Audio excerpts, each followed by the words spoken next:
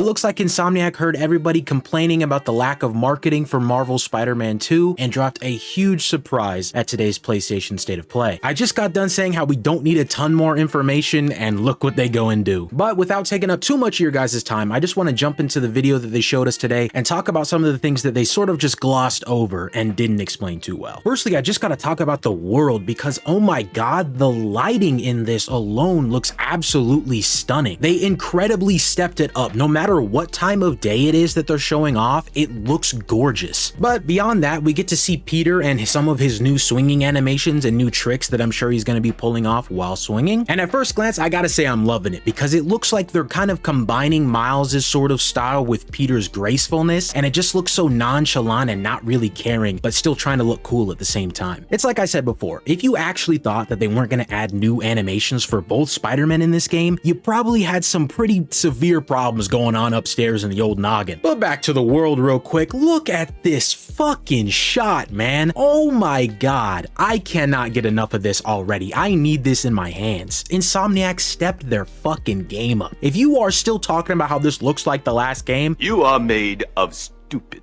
Next, as Miles stopped and sort of pulled up the Friendly Neighborhood app, you could see all the different little missions that we can do at a certain point. And obviously healing the world is, I assume, the mainline story. And then everything under that is obviously subsequent side missions. But one that I really want to point out and I really love is the senior prank one. And it has the little Visions Academy logo right by it. We know from certain info that's already been released, like if you've read the prequel comic, Miles is a senior and he's trying to decide what he wants to do after he graduates from high school. But I love this, and I love that this is a side mission because it looks like we get to actually deal with their personal lives as well, not just in the main story. Like, I don't imagine that we're going to be taking the mask off to actually do this senior prank or anything like that and play as regular Miles. I imagine we'll be suiting up and like webbing different stuff around the school to make it look funny. But I love that this more personal stuff isn't only tied to the main narrative. It's like Miles's game where you had those long chain of side missions that ultimately ended up with like this really sad moment at a basketball court talking about memories of his dad. Also, somebody lost their fucking grandpa.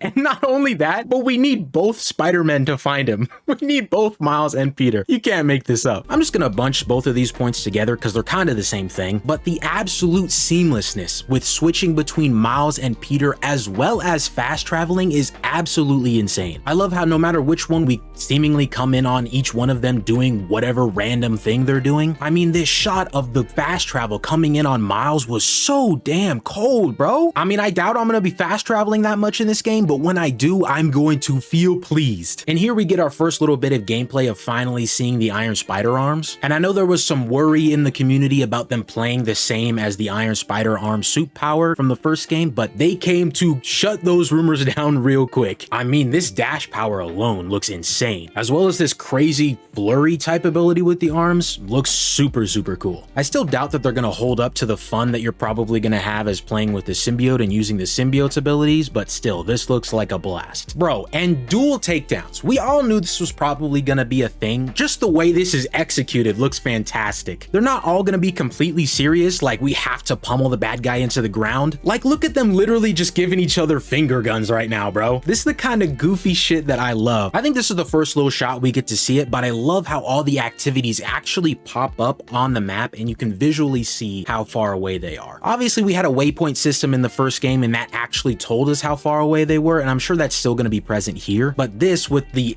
AR tech that they describe, I love seeing the actual holographic visual up in the sky and you can see what you're going to and the logo and everything like that. Speaking of which, one of the first ones that we get to see is this quote mysterious symbol that they described in the video, which to me is absolutely without a doubt Mysterio. I mean, you got this weird mystic almost Illuminati looking logo. I don't know who the hell else that would be alluding to, which if we jump a little bit further ahead, I think we actually see Mysterio in this trailer. This guy right here wearing the purple and having all the green in the background, this is 1000% Mysterio. I will not be listening to any other counter argument. This is definitely him. I'm really excited to see how they're going to execute his character in the game. Like, are they going to go the VFX route or are they going to go somewhere completely different with it? It especially adds on to my theory because right after this, Brian Intihar says, others will lead to a climactic showdown with Marvel villains not yet seen in the Spider-Man universe. Which is perfect because in my video talking about the villains I wanted to to see Mysterio was like #1 or something like that. And here we are again with more personal side missions. It looks like Miles has to help a friend with their homecoming proposal, which sounds sick. Again, I love this. We also have another side mission right below it, which has the blue Spider-Man head logo again, and it looks like we need both Peter and Miles for it. So far with each side mission, there's sort of a logo with it that kind of identifies where this side mission is going to be taking place or where it's sort of based. So I really wonder what this blue Spider-Man one means. Maybe that's just the overall symbol for a side mission. Quick editor's note, I'm also just now realizing that maybe having both of their Spider-Man faces side by side doesn't mean that we have to use both of them. It might just mean that we can use whichever one we want. I'm also just realizing right now that it looks like you open the Friendly Neighborhood app to switch between Miles and Peter. And along with dual takedowns, we got some crazy new single takedowns, like slamming their head into the concrete. It looks like Peter's reaching them Batman level beatdowns.